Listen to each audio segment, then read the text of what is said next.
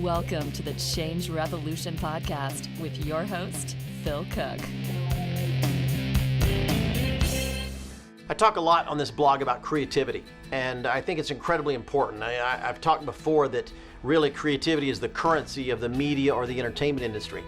We are not in actually the TV business or the film business or the internet business or whatever. We're in the idea business. Ideas matter, and really creative, innovative ideas are the ideas that stand out.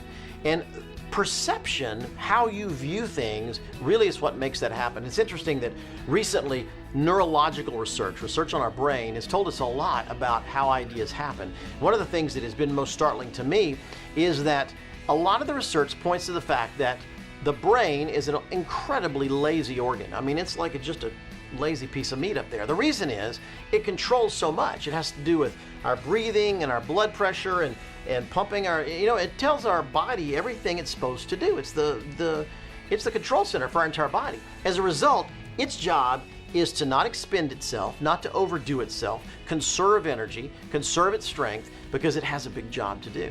And as a result, your brain becomes really lazy when it comes to working outside that normal frame of reference. For instance, if you're hired to design a new car, your brain, unless it's stimulated in a certain way, your brain is going to always go back to the same old cars you've always seen. The idea it'll come up with is going to be pretty lame.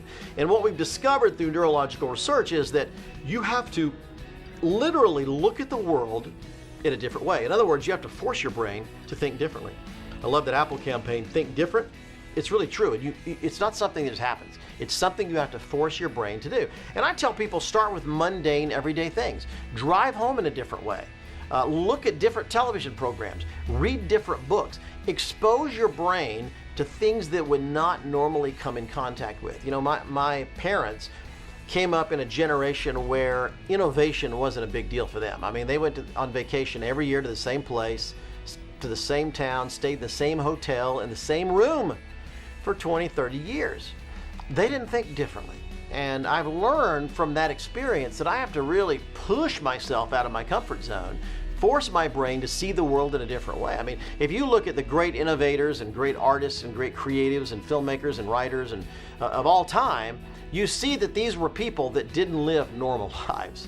They were people that, for whatever reason, viewed the world in a different perspective than normal people do. And it's something that we know now you have to force yourself to do. Whatever caused them to do it, I don't know. It could have been a bad home environment, a good home environment. It could have been alcoholism or drug abuse or the type of friends they have or the travel schedule they had. Whatever it was, it pushed them outside the normal realms of thinking. So if you're in that situation, I'd encourage you to do this. Think differently. Put yourself in a different situation. Force your brain to think in a new way and see the world differently. That's really the key, because trust me, your brain's not going to do this on your own. Your brain's not going to do it on your own. You have to make it happen. So surround yourself with people that will constantly question your motives, question your ideas, question your values, question your judgments. Constantly be surrounded with other thought processes, other ideas, because if you can do that, then your brain will really start clicking and things will start happening in a different way than you could ever expect. I'd encourage you, look at the world in a different way. Join us for more of this conversation at Phil's Change Revolution blog at philcooke.com. That's PHILCOOKE.com.